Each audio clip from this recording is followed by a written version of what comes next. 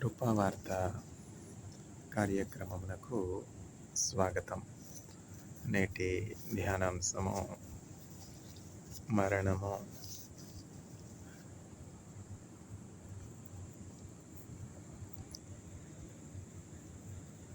Though I walk through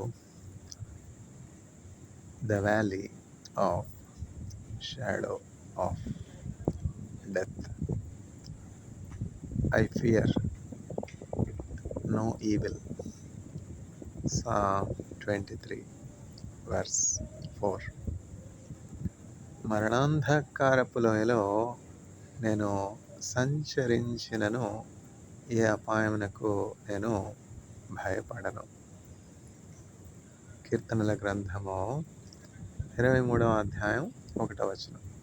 ఇప్పుడు translation అంటే తర్జుమా చేయడం కూడా ఒక తలాంతు, ఒక కళ, ఒక నైపుణ్యం, ఒక విద్య. వర్డ్ టు వర్డ్ ట్రాన్స్లేషన్ ఉంటుంది, తర్వాత మీనింగ్ ట్రాన్స్లేట్ చేయబడుతుంది. భాషానువాదం కాదు కానీ భావానువాదం ప్రాముఖ్యమైనది. అందువల్ల valley of shadow of death అని ఇంగ్లీష్లో ఉంటే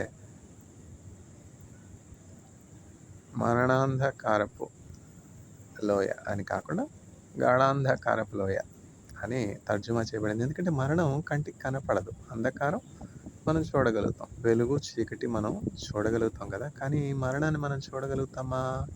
ఆ పొంచి ఉన్నటువంటి ఆ మరణము, ఆ పొంచి ఉన్నటువంటి అపాయం మనం చూడలేం కదా. మరణాంధకారపు లోయ అంటే ఏమర్థం అవుతుంది? మరణలోయ అంటే ఏమర్థం?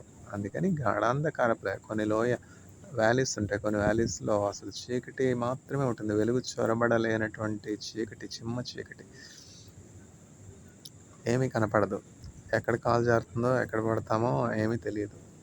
అట్లాంటి అనిశ్చయత, అన్సర్టెనిటీలో కూడా భయపడను అని చెప్తా ఉన్నాడు. ఎవరు? దావీదు చెప్తా ఉన్నాడు. దావీదు ఏమన్నా సామాన్యుడా?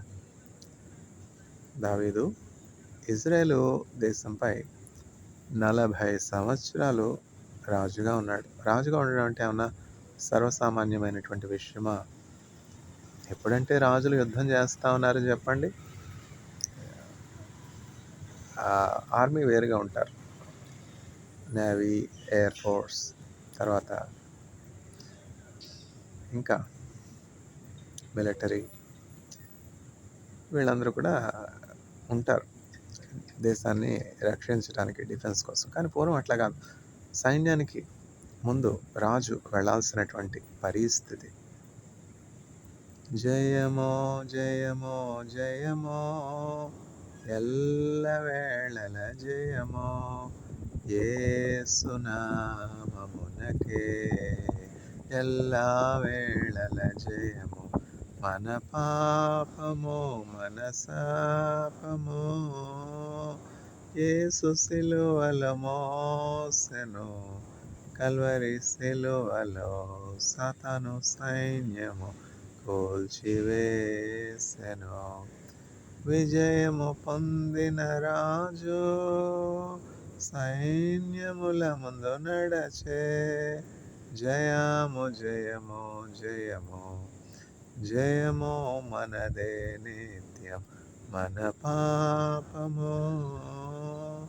చూసారా, యేసుక్రీస్తు ప్రభు మనందరికీ కూడా రాజుగా ఉన్నాడు. 2010వ సంవత్సరము, అప్పుడు ఆగస్టు 2010 ఇజ్రాయెల్ వెళ్ళడానికి సిద్ధపడుతున్నాను. అప్పుడు నా కలీగ్ ఒక అతను అడిగారు, ఇట్లా ఇజ్రాయెల్ వెళ్తూ ఉన్నాను అంటున్నారు, అక్కడ మీకు ఎవరైనా తెలిసిన వారు ఉన్నారా అని అడిగితే నేను చెప్పాను, ఇజ్రాయెల్ యొక్క రాజు నాకు తెలియను అని చెప్పాను. ఆ ఇజ్రాయెల్ రాజు యేసుక్రీస్తు ప్రభువే కదా, ఆ రాజు నాకు తెలియను. అందువల్ల మనం యేసుక్రీస్తు ప్రభువుని ఎరిగిన వారమై ఉన్నప్పుడు మనం దేనికి కూడా భయపడం. ఆయన ఇజ్రాయేలుకు కాపరిగా ఉన్నాడు, ఆయన ఇజ్రాయేల్ దేశానికి రాజుగా ఉన్నాడు. ప్రభువే ముందు నిలిచి యుద్ధం చేయును, కలత చెంద కారణమే లేదుగా, మనము దైవ సైన్యమే కదా. మనము దైవ సైన్యమే కదా. యెహోవా నిసి, యెహోవా నిసి, యెహోవా నిసి, యెహోవా నిసి అనుచు పాడెదం. మా ధ్వజము విజయ ధ్వజమే, మా పదము శిలువ పదమే. హల్లెలూయ స్తోత్రమే మన ఆయుధం, యేసునామ శక్తే సామర్థ్యము. ఆయుధములు భుజబలం అవసరమా, పరమదేవునాత్మ మనల నుండగా. మనము దైవ సైన్యమే కదా, మనము దైవ సైన్యమే కదా. యెహోవా నిసి, యెహోవా నిసి, యెహోవా నిసి, యెహోవా నిసి అనుచు పాడెదం. మా ధ్వజము విజయ ధ్వజమే, మా పదము విజయ పదమే. ధ్వజము అంటే banner. We lift our banner in the name of the Lord. దేవుని మనం రాజుగా కలిగి ఉన్నప్పుడు మనం దేనికి కూడా భయపడం. దావీదు చూడండి, దేనికైనా భయపడుతున్నాడా? ఇజ్రాయెల్ దేశంపై రాజుగా ఉండడం అంటే అన్న సామాన్యమైనటువంటి విషయమా? ఏ యుద్ధం అన్నా ముందు నిలవబడాలి కదా. ఎవరి మీద ఆధారపడతాడు? ఎవరైనా నమ్మదగిన వారు ఉన్నారా? కుమారులను నమ్మగలడా దావీదు? అందరూ కూడా అపనమ్మకస్తులుగా మారిపోయినారు. దావీదునకు సహాయకులు ఎవరు లేరు. సహాయకులెవరో లేరిలలో, సహాయకులెవరో లేరిలలో, నీవేల దూరమునున్నావో. దీన దయాళుడ యేసా, నీ దాసుని ప్రార్థన వినుమా. దీన దయాళుడ యేసా, నీ దాసుని ప్రార్థన వినుమా. అడుగుడి మీకియబడు, వెదకండి మీకు దొరకును. అడుగుడి మీకియబడు, వెదకండి మీకు దొరకును. ప్రతివాడు అడిగి పొందుమని అభయమునిచ్చిన యేసయ్యా. ప్రతివాడు అడిగి పొందుమని అభయమునిచ్చిన యేసయ్యా. అభయమునిచ్చిన యేసయ్యా. దీన దయాళుడ యేసా, నీ దాసుని ప్రార్థన వినుమా. అందరూ కూడా అపనమ్మకస్తులుగా మారినప్పటికీ యేసుక్రీస్తు ప్రభు నమ్మదగినవాడు. లామెంటేషన్స్ అంటే విలాప వాక్యములు. ఇర్మియా రచించినటువంటి గ్రంథము విలాప వాక్యములు. అందులో లామెంటేషన్స్లో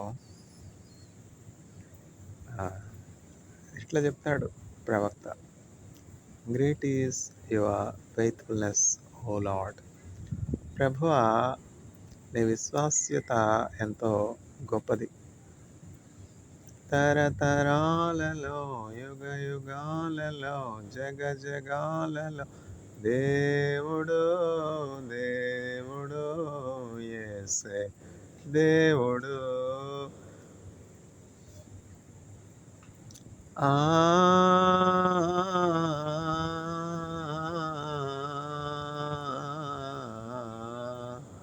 తండ్రి కుమారాత్మలో ఒకడై ఉన్న రూపము, దేవుడు దేవుడు యేసే దేవుడు. దేవుడు దేవుడు యేసే దేవుడు.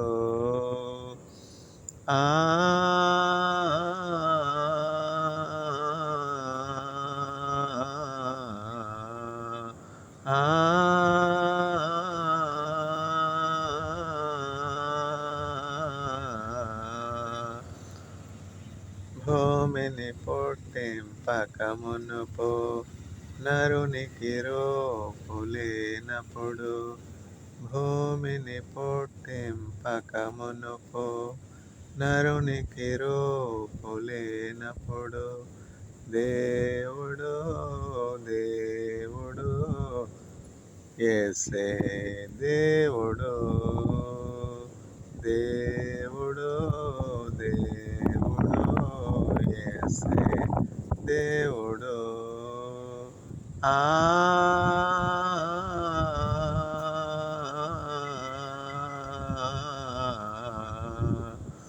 ఆ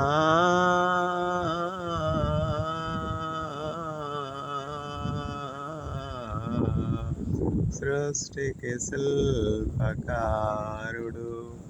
జగతికి ఆది సంభూతుడు దేవుడు దేవుడు యేసే దేవుడు దేవుడు దేవుడు యేసే దేవుడు ఆ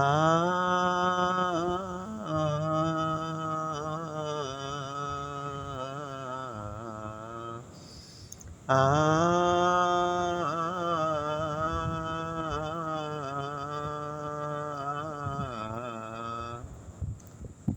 చూసారా, దావీదు ఆనుకొనుటకు సహాయకులు ఎవరు లేరు. సౌలు అంటే దావీదుకు ముందుగా రాజుగా ఇజ్రాయెల్‌పై ఉన్నటువంటి వ్యక్తి. ఇజ్రాయెల్‌పై ప్రథమ రాజు. సౌలు యొక్క కుమార్తె మీకాలును దావీదు వివాహం చేసుకున్నాడు. సౌలు ఏం చేశాడు? ప్రమాణం, ఎవరైతే ఆ గాతు వాడైనటువంటి గొలియాతును ఇజ్రాయెల్ దేశం మీదకి దండెత్తు వచ్చినటువంటి ఆ బలాఢ్యుడైనటువంటి గొలియాతును జయిస్తారో అతనికి నా కుమార్తెనిచ్చి వివాహం చేస్తానని చెప్పి చెప్తాడనమాట సౌలు. ఆ యుద్ధంలో ఎవరు కూడా వెళ్ళడానికి ధైర్యం చూపరు. గాతు, వ్యాలీ ఆఫ్ గాత్ చూసారా, అక్కడ యుద్ధం జరుగుతోంది, ప్రచండమైనటువంటి యుద్ధం. ఎవరికి? దావీదుకు, గొలియాతుకు. ఎవరు కూడా గొలియాత్తో యుద్ధం చేయడానికి ధైర్యం చూపించలేదు ఇజ్రాయెల్ అంతట్లో. అప్పుడు దావీదు చెప్తూ ఉన్నాడు, నేను వెళ్తానని చెప్పి వెళ్ళి యుద్ధం చేసి జయం పొందాడు. చూసారా, ఆ ధైర్యం ఎక్కడి నుంచి వచ్చింది? ధన్యులు ధన్యులు ధన్యులు ధన్యులు. Valley of shadow of death, మరణం నిశ్చయముగా పొంచి ఉన్నదని దావీదుకు తెలుసు. అతడు గొలియాతు దావీదుతో పోలిస్తే ఎంతో బలాఢ్యుడు, ఎంతో ఎత్తు, ఎంతో బలము కలిగినటువంటి వాడు. చూసారా, అయినా దావీదుకు ఆ ధైర్యం ఎక్కడి నుంచి వచ్చింది? సౌలు చెప్తా ఉన్నాడు, నాయన నువ్వు చిన్నవాడవు, నీవు బాలుడు, 17 సంవత్సరాలు, నూనెగు మీసాలు వస్తూ ఉన్న యవన ప్రాయంలో ఉన్నాడు, చక్కని నేత్రములు కలిగినటువంటి వాడు దావీదు. నాయన నీవు బాలుడవు, నీవు చిన్నవాడవు, నీకు యుద్ధోపకరణాలు ఏమీ కూడా ప్రయోగించుట తెలీదు, యుద్ధ విద్యల్లో నీకేమీ కూడా నిపుణత లేదు, అనుభవం లేదు. నువ్వు అట్లాంటిది యుద్ధశూరుడై ఉన్నటువంటి, ఎంతో యుద్ధంలో బాల్యం నుంచి నిష్ణాతుడైనటువంటి, ప్రావీణ్యత ఉన్నటువంటి, అనుభవజ్ఞుడైనటువంటి ఆ గొలియాతును నువ్వు ఎట్లా జయించగలుగుతావు అని చెప్పి సౌలు ఆశ్చర్యపోతూ ఉన్నాడు. నేను వెళ్తాను యుద్ధం చేస్తానంటా ఉన్నాడు దావీదు. ఇజ్రాయేలీలందరూ గజగజ వణికిపోతూ ఉన్నారు. అయితే సౌలు మహారాజుగా ఉన్నటువంటి ఆ సౌలు చెప్తా ఉన్నాడు, నాయన నీవు చిన్నవాడవు, నీకేమి కూడా యుద్ధంలో ప్రావీణ్యత లేదు, నిపుణత లేదు, నీవు ఎట్లా వెళ్తావు? గొలియాతు వచ్చి చెప్తా ఉన్నాడు అనమాట, ఎవరైనా ఒక్కళ్ళుంటే ఇజ్రాయెల్ దేశం నుంచి నాతో యుద్ధం చేయడానికి పంపించు, లేకపోతే ఇజ్రాయేలీలందరూ కూడా నాకు సరెండర్ కావాలి అని చెప్పి గొలియాత్ మెసేజ్ పంపుతూ ఉన్నాడు. గొలియాతును చూసేటప్పటికే గుండెలు జారిపోతున్నాయి మనుషులందరికీ. అంత పెద్ద ఆజానుబాహుడుగా ఉన్నాడు గొలియాతు. చూసారా, మన ముందు ఉన్నటువంటి సమస్యలు మనకి అట్లా ఉండవచ్చు. మరణం అంటే ఎవరికి భయం కాదు చెప్పండి? మరణం ఒక గొలియాతు లాగా మన ఎదుట ఉండినప్పుడు సైతము దావీదు ఎట్లా ధైర్యంగా ఉన్నాడో మనం కూడా అట్లా ధైర్యంగా ఉండగలుగుతాం. ఎప్పుడు? ఆ మరణాన్ని జయించినటువంటి యేసుక్రీస్తు ప్రభువుని కలిగి ఉన్నప్పుడు. యేసుక్రీస్తు ప్రభుని ఎప్పుడైతే మనం సొంత రక్షకునిగా అంగీకరిస్తామో, ఈ లోకంలో పరలోకాన్ని అనుభవిస్తూ ఉంటాం. మన తలంపుల చుట్టూ, మన ఆలోచనల చుట్టూ దేవుని యొక్క సమాధానం ఉంటుంది గనుక, ఎంత భయంకరమైనటువంటి పరిస్థితులు కలిగినప్పటికీ మనమేమి కూడా తట్టుపాటు పడం, భయపడము, అధైర్యపడము. అందుకని మన పిల్లలకు దేవుని యందు భయభక్తులు మనం నేర్పించవలసినటువంటి వారమై ఉన్నాం. With Christ in my vessel, I can smile at the storm. Smile at the storm, smile at the storm, smile at the storm. చూసారా, దావీదు యొక్క ఆధారం దేని మీద ఉంది చెప్పండి? దావీదు యొక్క ఆధారం డబ్బుల మీద ఉన్నాయా?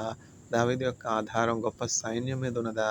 దావీదు యొక్క ఆధారం తన బాహుబలం మీద ఉన్నదా? దావీదు యొక్క బలము దేనిలో ఉన్నది చెప్పండి?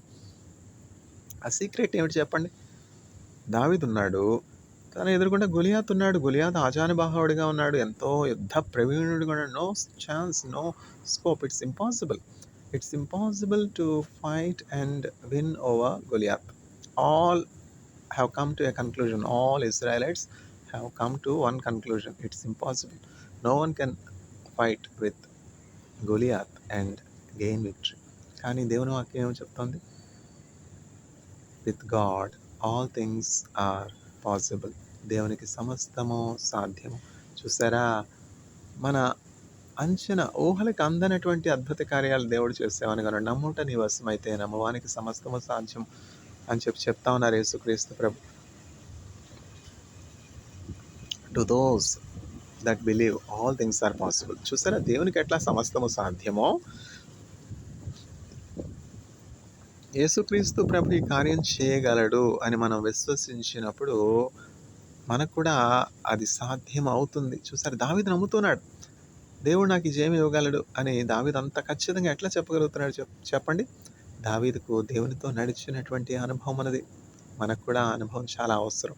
45 సంవత్సరాలు నేను యేసుక్రీస్తు ప్రభువుని నా కాపరిగా కలిగి ఉన్నాను. I know Jesus as my shepherd for 45 years. So I fear no evil though I go through the valley of shadow of death. ఎవరైనా కూడా యేసుక్రీస్తు ప్రభుని రక్షకునిగా చేర్చుకున్నప్పుడు అట్లాంటి ధైర్యం కలిగి ఉంటారు. మరణము అంటే వాళ్ళు ఎంత మాత్రం కూడా భయపడనే పడరు. ఎందుకని? మరణం ఒక ద్వారం మాత్రమే.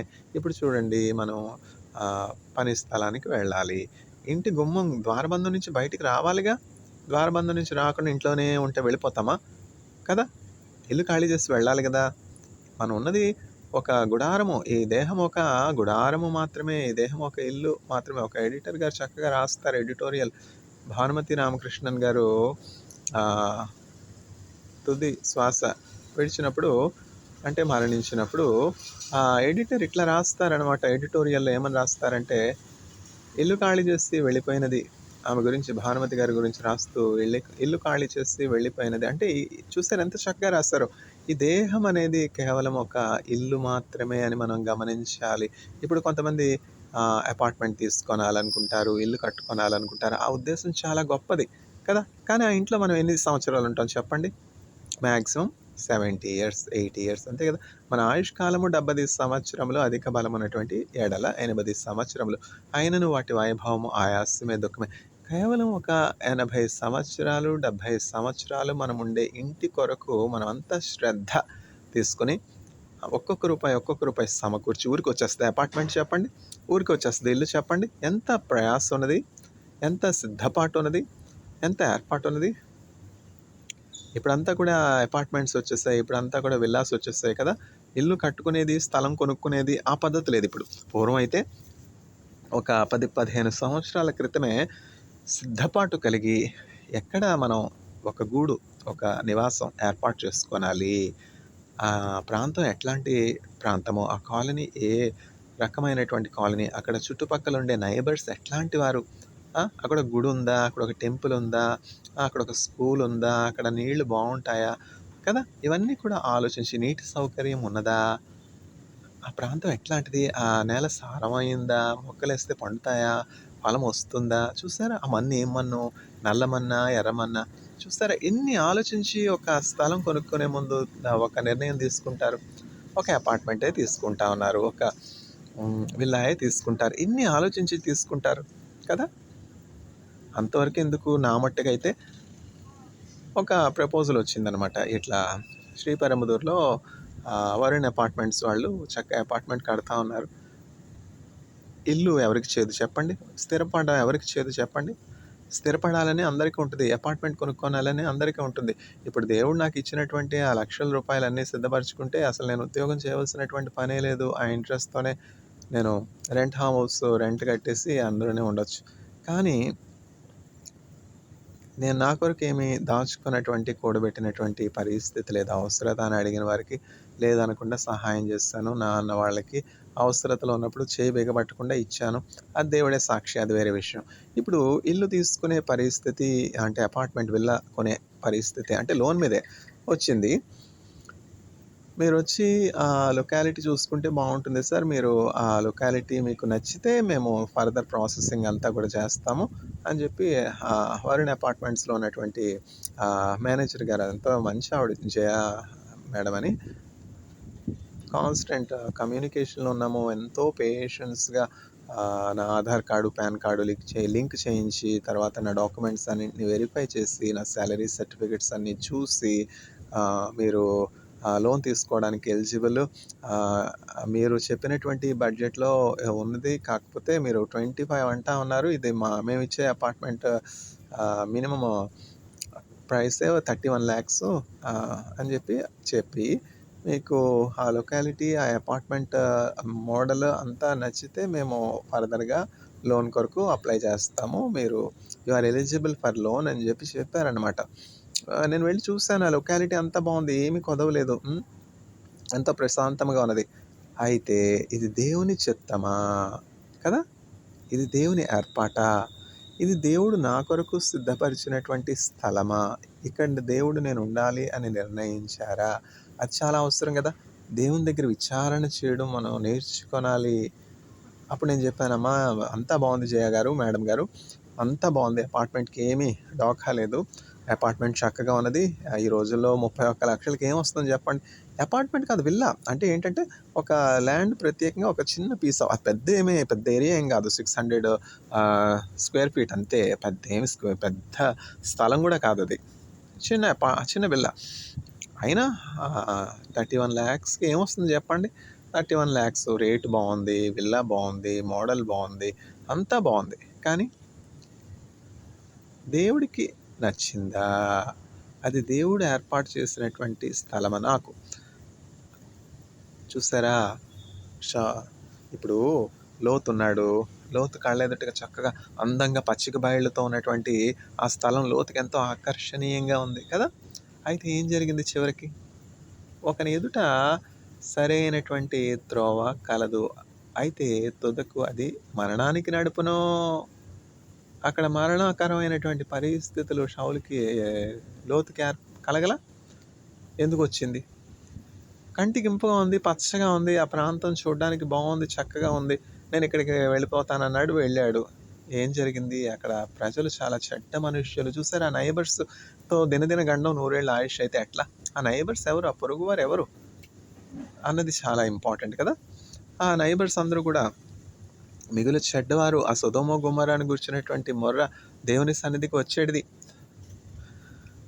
అట్లాంటి ప్లేస్ చూసుకున్నాడు. ఎందుకంటే మన అనుభవం చాలా తక్కువ కదా. ఆ లొకాలిటీ వివాహం చేసే ముందు అటు 7 తరాలు, ఇటు 7 తరాలు చూస్తారు. అంటే ఆ పిల్ల తాత తండ్రులు ఎట్లాంటి వారు, వాళ్ళ ఊరు ఏమిటి, ఇంకా అనేక విషయాలు చూస్తారు. అట్లాగే వరుడున్నాడు, వధువు ఉన్నది. మనం ఏం చూస్తాం? చూడడానికి చక్కగా ఉన్నారా? వధువు బాగుంది, వరుడు కూడా బాగున్నాడు, చక్కగా ఉన్నాడు. తర్వాత ఎంతవరకు చదువుకున్నారు, ఏం ఉద్యోగం చేస్తున్నారు, శాలరీ ఎంత ఉంటుంది, ఎన్ని సంవత్సరాల నుంచి చేస్తూ ఉన్నారు, ఉద్యోగం పర్మనెంటా కాదా, ఈడు జోడు బాగుంది, అబ్బాయికి వచ్చి 25 సంవత్సరాలు, అమ్మాయికి వచ్చి 20 సంవత్సరాలు, చూడముచ్చటగా ఉన్నారు, ఏమిటి రాముడు సీతలాగా ఉన్నారు, సీతారాముడిలాగా ఉన్నారు, శివపార్వతుల్లాగా ఉన్నారు, ఇంకేమిటి అని చెప్పి చక్కని జంట చక్కగా ఉన్నారు, ముడి పెట్టేద్దాం. అబద్ధాలు ఆడినా ఒక పెళ్లి కదా చేయాలి. ఇప్పుడు సుబ్బలక్ష్మి గారని ఉన్నారు, ఆవిడ మా అప్పడాల అక్కయ్య గారు అంటారు ఆవిడ అందరూ కూడా. ఎందుకంటే అప్పడాలు చక్కగా చేస్తారు సుబ్బలక్ష్మి గారు. అప్పడాలు చేసి పాపం అంటే వేడి నీళ్ళకి చల్లనీళ్ళు తోడని, ఆమె హస్బెండ్ ఏమో ఆంధ్రప్రదేశ్ పేపర్ మిల్లో ఎంప్లాయీ. ఆ జీతం ఏం సరిపోతుంది? ఆడపిల్లలు, తర్వాత మనవలు, మనవరాండ్రు ఇవన్నీ చక్కబెట్టుకోవడానికి వచ్చే జీతం ఎట్లా సరిపోతుంది? జీతం సరిపోదు. జీతం సరిపోదని భర్తతో తగు పెట్టుకుంటే అది లక్షణమా? భర్తని బాధ పెట్టకుండా ఆయన 1000 రూపాయలు ఇస్తే దానికి ఇవిడ ఇంకొక 200 యాడ్ చేసి ఆ సంసారాన్ని ఒక నెల ఈదాలి. అమ్మయ్య, ఈ మాసం అప్పు లేకుండా జరిగింది అనిపించాలి. ఆయన మీద పడి ఏడిస్తే ఏం లాభం? ఇంట్లో మనవలకి మనవరాండ్రకేమో స్కూల్ ఫీజు కట్టాలి, యూనిఫామ్ కట్టాలి, పుస్తకాలు కొనాలి, ఇంకేమిటి పెరుగు, పాలు ఎన్నుంటాయి. ఏమిటి ప్రావిజన్స్. పూర్వం అంటే ఇప్పుడు సంగతి కాదండి, నేను 30 సంవత్సరాలు 40 సంవత్సరాల క్రితం చెప్తాను. 300 అంటే చాలా ఎక్కువ. 300 తీసుకుని వెళ్తే ప్రావిజన్స్కి 200 అయ్యేది, ఇంకో 100 మిగిలేది. ఇప్పుడు 300కి వారం రోజులకు కావాల్సిన పచారీ సరుకులు వస్తూ ఉన్నాయి. వారం రోజులకు కావాల్సిన పచారీ సరుకులు కూడా కాదు, కేజీ బియ్యమే 90 రూపాయలు అయిపోయినాయి. 300తో ఏమొస్తూ ఉన్నాయి? పూర్వం అయితే 30 సంవత్సరాల క్రితం ఆ మాసం అంతటికి సరిపోయినటువంటి పప్పు, ఉప్పు, చింతపండు, సర్పు, బెల్లం, జీలకర్ర, ఆవాలు, మెంతులు, నూనె, ఇంకేమిటి అన్నీ కూడా లిస్ట్ అంతా కూడా తీసుకుని వెళ్తే 200 అయ్యేది, ఇంకా 100 రూపాయలు పాకెట్లో మిగిలేదు. ఇప్పుడేం మిగులుతూ ఉన్నాయి? బియ్యం, నూనె, తర్వాత ఇంకేమిటి కాఫీ పౌడరు, పంచదార అయిపోయాయి. మిగతావన్నీ వారం రోజులకు సరిపడినటువంటి పచారీ సామాన్ కూడా రావట్లేదు. అప్పడాలు అక్కయ్య గారు ఉన్నారు కదా, ఆవిడ పాపం ఎట్లా మేనేజ్ చేసేదో ఆవిడ చిన్న పిల్లకేసుకుని ఆమె హస్బెండ్కి చేదోడు వాదోడుగా ఎట్లయినా భర్తను బాధ పెట్టకుండా ఇబ్బంది పెట్టకుండా ఆయన పట్టుకుని పీడిస్తే ఎట్లా? నేను చేయగలిగిందే, ఇంట్లో ఖాళీగానే ఉన్నాను కదా. ఖాళీ అంటే ఆవిడకి ఏమైనా ఖాళీయా? నిజంగా చెప్పాలంటే ఆవిడ భర్త కంటే ఎక్కువ కష్టపడతా ఉంది. ఇంట్లో వంట చేసి, తర్వాత ఇల్లు శుభ్రం చేసుకుని, చక్కగా మనవల్ని చక్కగా మనవరాండ్రని సిద్ధపరచుకుని స్కూల్కి పంపించి, వాళ్ళని ట్యూషన్కి పంపించి, వాళ్ళు చక్కగా చదువుతున్నారా లేదా స్కూల్కి వెళ్ళి ఎంక్వైరీ చేసి, టీచర్స్తో మాట్లాడి, వాళ్ళ గురించి ఆలోచన కలిగి, తర్వాత పిల్లలు బాగా చదువుతున్నారా, పిల్లల్ని చక్కగా బీఈడీ చదివించి, తర్వాత స్కూల్కి పంపించి ఉద్యోగాలకి వాళ్ళందరినీ ఇన్ని చక్కబెట్టుకుంటానే అప్పడాలు చేసేది ఈవిడి. అప్పడాలు చేసి ఊరుకునేదా? ఆ కస్టమర్స్ ఉండాలి కదా, కస్టమర్స్ లేకపోతే ఎట్లా? అప్పడాలు చేసి ప్రయోజనం ఏముంది? పెట్టుబడి పెట్టారు, భర్తకు వచ్చిన 1200 జీతంతో 200 పెట్టుబడి పెడితే కనీసం 400 రావాలి కదా, 200 ప్రాఫిట్ రావాలి కదా. అంటే కస్టమర్స్ ఎక్కడుంటారు? వెళ్తే కదా. పిల్లల కోసం ఎట్లానో మనవరాండ్ర కోసం స్కూల్కి వెళ్తూ ఉన్నాను కదా, స్కూల్లో 4 టీచర్స్ని కస్టమర్స్గా రిక్వెస్ట్ చేసి వాళ్ళకు శాంపిల్స్ ఇచ్చి అప్పడాలు బేరం కుదుర్చుకుంటే ప్రతి మాసం 4-5 కస్టమర్స్ ఉంటే సరిపోతుంది కదా అని చెప్పి అప్పడాలు శాంపిల్స్ పట్టుకొచ్చి ఆ స్కూల్లో ఉన్నటువంటి టీచర్స్ అందరి దగ్గరికి మొహమాటం లేకుండా వెళ్ళమ్మా, మా పిల్లలు ఇక్కడ చదువుతూ ఉన్నారమ్మా, నా భర్తకు వచ్చే శాలరీ సరిపోవట్లేదు, నాకేమో ఆర్థికమైనటువంటి ఇబ్బందులు ఉన్నాయి, మీరు అప్పడాలు కొంటే నాకు 10 రూపాయలు వస్తాయమ్మా అని చెప్పి అమ్మ మీ ఇంట్లో ఎంతమంది అమ్మా ఆడపిల్లలు, మీ ఆడపిల్లలకి ఏమైనా సంబంధాలు కావాలా? 1000 అబద్ధాలు ఆడైనా ఒక పెళ్లి చేయమన్నారు కదమ్మా, నేను ఇట్లా సంబంధాలు కుదిర్చే పని కూడా చేస్తా ఉన్నాను. ఎందుకంటే నాకు పెళ్ళిడికి వచ్చినటువంటి పిల్లలు ఉన్నారమ్మా, వాళ్ళ కోసం నేను చూస్తూ ఉన్నాను సంబంధాలు. మా పిల్లలెంతో, మీ పిల్లలంతమ్మా, మీ పిల్లల కోసం నేను సంబంధం చూస్తానమ్మా, ఏమైనా ఉంటే చెప్పండి అమ్మా, ఫోటో ఉంటే ఇవ్వండి అమ్మా అని మచ్చిక చేసుకుని వాళ్ళ సమస్యలు ఈవిడ సమస్యగా భావించి, ఇంద్రనీల్ పదయ్య భావరాజ్ అని పోస్ట్ ఆఫీస్లో పెళ్లి కోసం ఎదురు చూస్తూ ఉన్నాడు. మీ అమ్మగారితో పెట్టుకుంటే అవదలే, ఆవిడ కోడిగుడ్లకి ఏకలు లెక్క పెట్టే మనిషి. ఈ రోజుల్లో ఆవిడకి సంబంధించి ఆవిడ ఇష్ట ప్రకారం నడిచే పిల్లలు ఎక్కడున్నారు? ఆవిడతో పెట్టుకుంటే అయ్యే పని కాదు, నువ్వు నేనే వెళ్ళాలి, పద ఫోన్ చేసి మాట్లాడదాం. అప్పుడెక్కడున్నాయి ల్యాండ్ లైన్స్? అప్పుడు ఇంట్లో ల్యాండ్ లైన్ ఉండేది కాదు.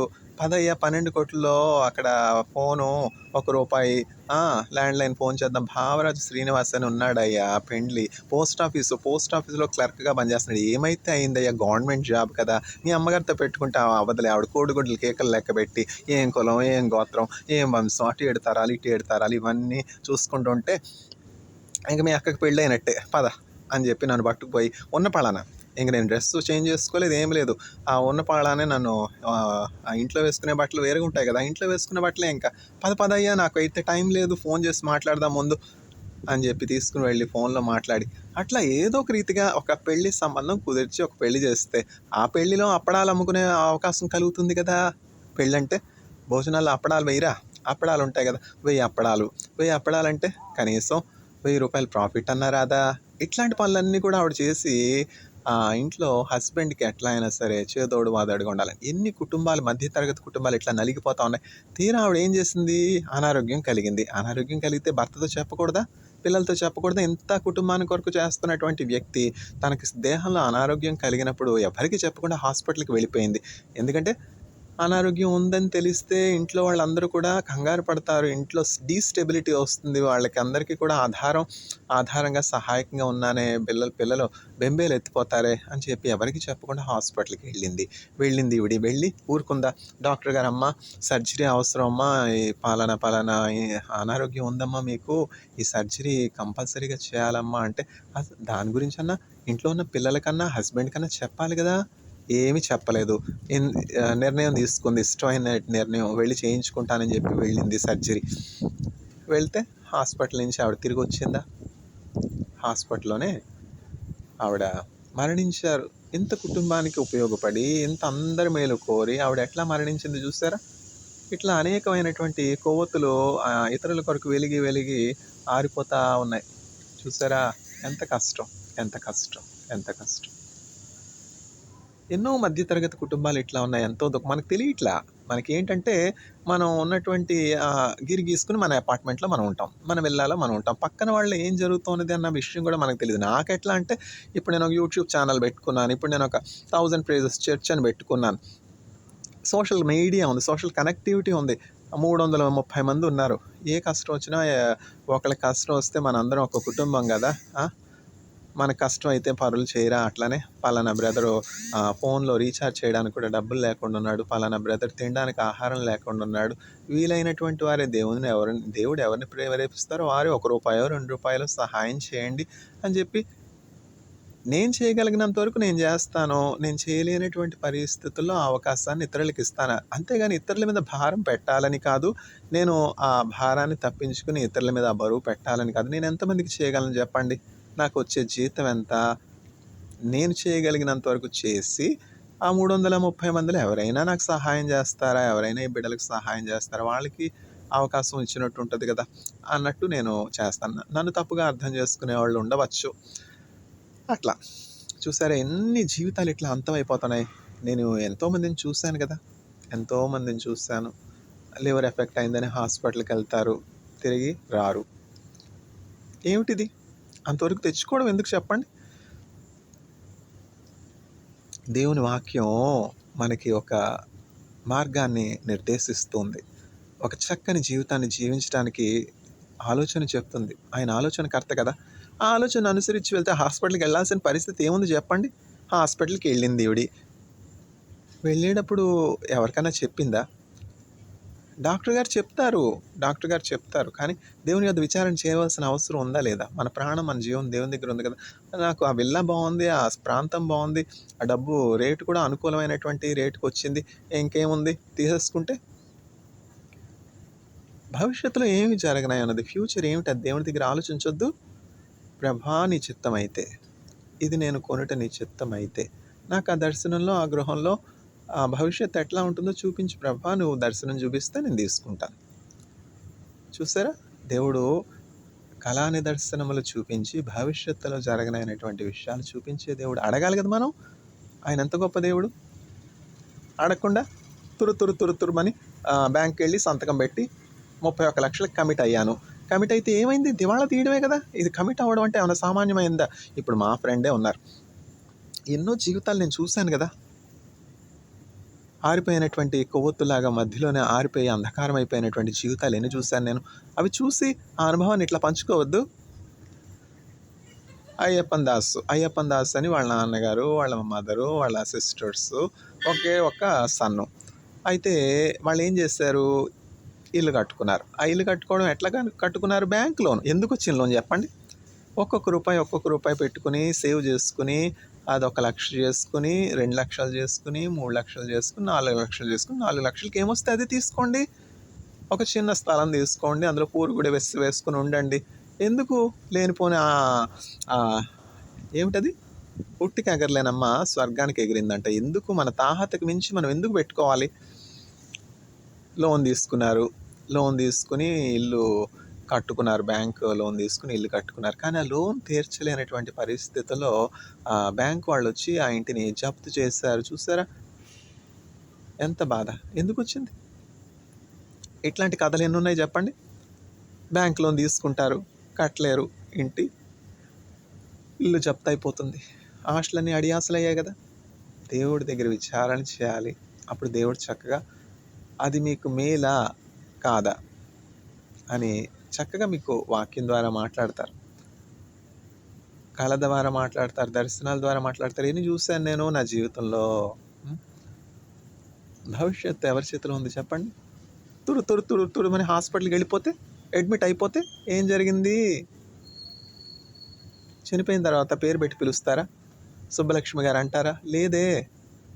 శవాన్ని ఎప్పుడు తీస్తారు? శవాన్ని ఎప్పుడు పంపుతారు? శవాన్ని ఎప్పుడు, బాడీ ఎప్పుడు తీస్తారు? చూసారా, మనము కేవలము నీటి బుడగ. మన ఆయువు నరునాయువు తృణ ప్రాయమో మన దైవ కృపమెండు ఆ కారణముచే దేవ సంస్తుతి చేయవే మనసా. మన దేహంలో ఈ ఊపిరి ఉన్నంత వరకే, ఈ ఊపిరి ఉన్నప్పుడే ఈ జీవాధారమైనటువంటి యేసుక్రీస్తు ప్రభుని తెలుసుకోనాలి. ఈ ఊపిరి దేహంలో నుంచి వేరైపోయినప్పుడు ఇల్లు ఖాళీ చేసి వెళ్ళిపోయింది. భానుమతి రామకృష్ణన్ గారు ఎక్కడికి వెళ్ళారు? మనం ఈ భూలోకంలో 70-80 సంవత్సరాలు ఉండడానికి అపార్ట్మెంట్ కొనుక్కుంటాం, తప్పులేదు. విల్లా కొనుక్కుంటాం, తప్పులేదు. అట్లాంటిది మనం యుగ యుగాలు తరతరాలు నిత్యత్వంలో జీవించనైనటువంటి స్థలం ఏది? దాని గురించినటువంటి ఆలోచన ఉన్నదా? ఫ్యూచర్ గురించినటువంటి ఆలోచన మనకున్నదా? యేసయ్య ఏం చెప్తున్నారు? నా తండ్రి ఇంట అనేక నివాసములు కలవు, లేని ఎడల నేను మీతో చెప్పుదని, మీ కొరకు నేను స్థలము సిద్ధపరిచి వెళ్ళుచున్నాను. నేనుండు స్థలంలో మీకు స్థలము సిద్ధపరిచి నేను మరలా వచ్చి మిమ్మల్ని తీసుకుని పోయేదను. చూసారా? మరి ఆ మాటలు అర్థం చేసుకునేది ఎవరు చెప్పండి? పరలోకంలో దేవుడు మన కొరకు స్థలాన్ని సిద్ధపరుస్తూ ఉన్నాడు. ఆ స్థలాన్ని మనం సిద్ధపరచుకున్నామా?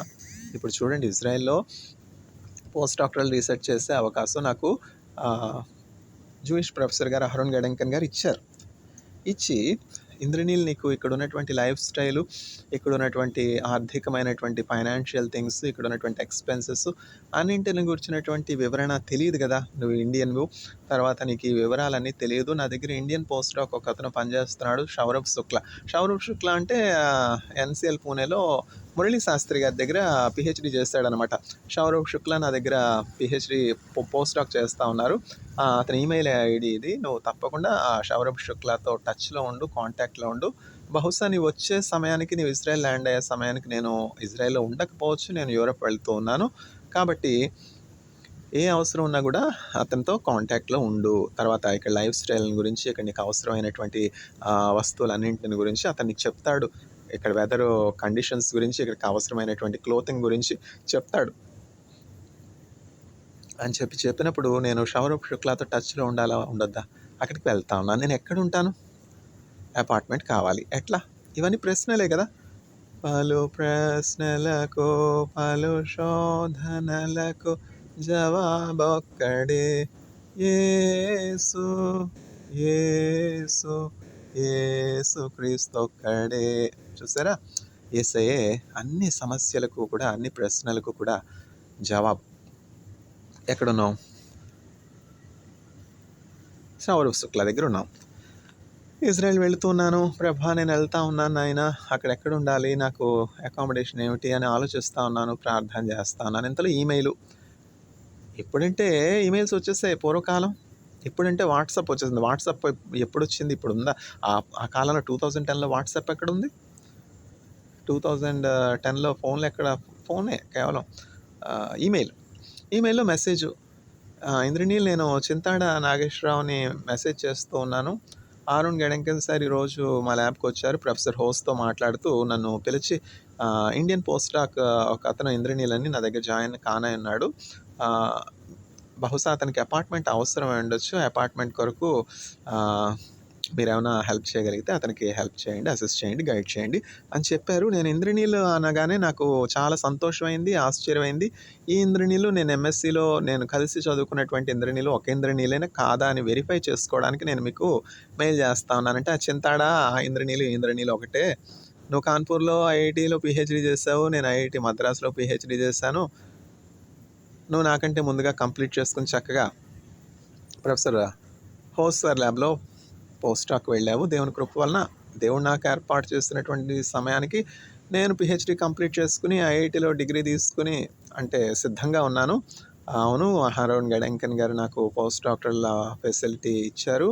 నాకు సంవత్సరానికి 90,000 న్యూ ఇజ్రాయలీ షేకల్ శాలరీ. అవును, అపార్ట్మెంట్ కోసం చూస్తానంటే ఇంద్రనీల్ ఇప్పుడు నేను ఉండే అపార్ట్మెంట్ ప్రక్కన ఉన్నటువంటి అపార్ట్మెంట్ పెద్దది, తర్వాత మనకు అనుకూలమైంది.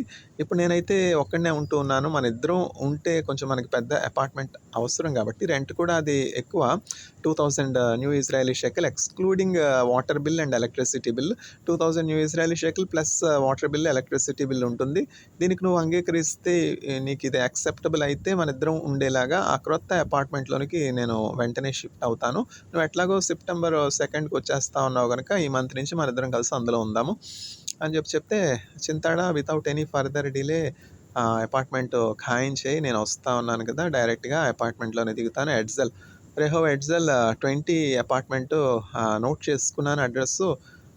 ఆ అపార్ట్మెంట్ ఖాయించి అక్కడికి నేరుగా వచ్చేస్తాను. సెప్టెంబర్ 2వ తారీఖు నేను ఫ్లైట్ దిగి ఎయిర్పోర్ట్ నుంచి వచ్చేస్తాను. అంటే ఇంద్రనీల్ నేను ఆ టైంలో యూనివర్సిటీలో ఉంటాను. నువ్వు నాకు ఫోన్ చేస్తే నేను వస్తాను. నేనెక్కడ ఫోన్ చేసేది, ఇజ్రాయెల్‌లో దిగిన తర్వాత మన దగ్గర ఏమైనా సిమ్ కార్డ్ ఉంటుందా? ఫోన్‌కి ఎట్లా చేస్తాం? ఇండియన్ సిమ్ కార్డ్ అక్కడ ఏమైనా వర్క్ అవుతుందా? ఆ టాక్సీ డ్రైవరు ఇజ్రాయేలీ అనమాట. ఆయన దగ్గర ఫోన్ తీసుకుని ఫోన్ నెంబర్ ఆయనకి చెప్పి కొంచెం డయల్ చేయండి, మా ఫ్రెండ్‌తో మాట్లాడాలి అంటే ఆ టాక్సీ డ్రైవర్ పాపం ఫోన్ చేశాడు. ఫోన్ చేసి, చింతాడా నేను వచ్చేసాను, ఆ అపార్ట్మెంట్ ముందున్నానంటే, ఇంద్రనీల్ నువ్వు అక్కడనే ఉండు, నేను యూనివర్సిటీ నుంచి వస్తా ఉన్నాను. యూనివర్సిటీ నుంచి 7 మినిట్స్ వాక్, ఒక 10 మినిట్స్లో అంటే మ్యాక్సిమం నేను స్లోగా నడిచినా కూడా వాకబుల్ డిస్టెన్స్ కదా, నేను ఒక 10 నిమిషాల్లో అక్కడ ఉంటాను, కొంచెం వెయిట్ చేయి అని చెప్పి రెహోవ్ ఎడ్జల్ 20 దగ్గర వెయిట్ చేస్తూ ఉన్నాను. ఇంతలో చింతాడు వచ్చాడు, నల్ల కళ్ళద్దాలు పెట్టుకొని. సన్ స్ట్రోక్ అంటే ఎండాకాలం కదా అప్పుడు, సెప్టెంబర్ అక్కడ ఎండాకాలం అనమాట. ఆ ఎండాకాలంలో కళ్ళద్దాలు పెట్టుకుని, నల్ల కళ్ళద్దాలు పెట్టుకుని వచ్చాడు. చింతాడ నువ్వు చాలా మారిపోయినావు, అప్పుడు కొంచెం పేలగా సన్నగా ఉండేవాడు, ఇప్పుడు కొంచెం రంగు కూడా తగ్గావు, ఇంకేమిటి విషయాలు, ఎట్లా ఉంది ఇజ్రాయెల్ అంటే, అంతా బాగుంది, ముందు లోపలికి రా మాట్లాడుకుందాం, ట్యాక్సీ డ్రైవర్ని పంపించేసి ట్యాక్సీ డ్రైవర్ని పంపించేసావా, ఎట్లాగో నీకు ఇజ్రాయెల్ కరెన్సీ దొరికింది, విషయాలు ఏమిటి, న్యూ ఇజ్రాయలీ షేకల్స్ నువ్వు ఎట్లా పట్టుకున్నావు అంటే, లేదు న్యూ ఇజ్రాయలీ షేకల్ నేను ఎక్కడ పట్టుకున్నాను, ఎయిర్పోర్ట్లో నువ్వేం మార్చొద్దన్నావు కదా డబ్బు, యూఎస్ డాలర్సే ఇచ్చి పంపాను అంటే, అయ్యో యూఎస్ డాలర్స్ ఎందుకు ఖర్చు పెట్టావు, నేనన్నా ఇజ్రాయెల్ షేకల్స్ ఇచ్చేవాడిని కదా, యూఎస్ డాలర్స్ ఏవో నాకు ఇస్తే నేనన్నా పెట్టుకునేవాడిని కదా, ఎందుకు ఇచ్చావంటే, ఏముందిలే ఇప్పుడు నేను తెచ్చిన యూఎస్ డాలర్సే తక్కువ, నా దగ్గర మరి న్యూ ఇజ్రాయలీ షేకల్స్ లేవు, ఇండియాలో ఏమన్నా దొరుకుతుందా న్యూ ఇజ్రాయలీ షేకల్స్, మనకి అంత టైం కూడా నాకు లేదు అక్కడ, వెంటనే ఇజ్రాయెల్ వీసా వచ్చింది, ఫ్లైట్ టికెట్ అన్నీ కూడా ఒక రోజులో జరిగిపోయాయి, పరుగున వచ్చేసాను, అందువల్ల నా దగ్గర న్యూ ఇజ్రాయలీ షేకల్స్ లేవు. ఆ ట్యాక్సీ డ్రైవర్కి యూఎస్ డాలర్స్ ఇస్తే చక్కగా తీసుకున్నాడు, అంతే హ్యాపీగా తీసుకున్నాడు, ఎంతవరకు తీసుకొచ్చాడు కదా, అందుకని చెప్పి యూఎస్ డాలర్స్ ఇచ్చి పంపించాను. అంటే సర్లే, రూము ఇదిగో మనం ఉండే అపార్ట్మెంటు, నువ్వు భోజనం చేసి ఫ్రిడ్జ్లో రైసు, సాంబారు ఇంకా అన్నీ పెట్టాను, బాగా వంట చేస్తాడులేండి, నువ్వు చక్కగా కొంచెం అవన్నీ కూడా వేడి చేసుకొని భోజనం చేసి ముందు రెస్ట్ తీసుకో, నువ్వు రెస్ట్ తీసుకున్న తర్వాత ఇవన్నీ విషయాలు మాట్లాడుకుందాం, నాకు టైం అవుతుంది, మళ్ళీ నేను వెళ్ళాలి కదా, ల్యాబ్లో పర్మిషన్ తీసుకుని వచ్చాను అని చెప్పి వెంటనే నాకు ఇంటి తాళాలు ఇచ్చి, తర్వాత ఇంట్లో ఉన్నటువంటి ఆ భోజనం, రిఫ్రిజిరేటర్ అన్నీ చూపించి, ఇట్లా బాత్రూమ్ ఇక్కడ స్నానం చేయి అని చెప్పి చక్కగా వెళ్ళాడు. అట్లా ఇజ్రాయెల్ దేశంలో అడుగు పెట్టడం జరిగింది. చూసారా, with God all things are possible.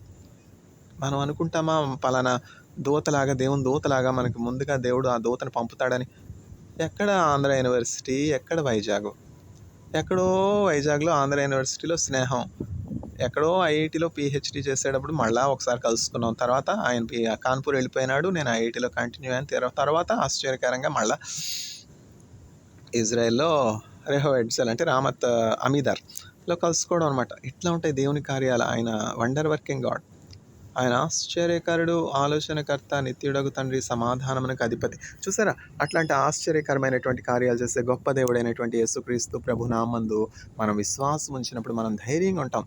యేసుక్రీస్తు ప్రభు అందరికీ కూడా దేవుడు, యేసుక్రీస్తు ప్రభు అమెరికా వాళ్ళ దేవుడు గనక మనకి విరోధి అన్నటువంటి భావన ఎప్పుడు కూడా పెట్టుకోకూడదు. ముస్లింలు గానీ, హిందువులు గానీ, క్రైస్తవులు గానీ, యేసుక్రీస్తు ప్రభు అరబీయుల దేవుడు, గాజా వాళ్ళ దేవుడు, ఫిలిష్తీయుల దేవుడు కాబట్టి మా దేవుడు కాడు అని యూదులు పెట్టుకోకూడదు.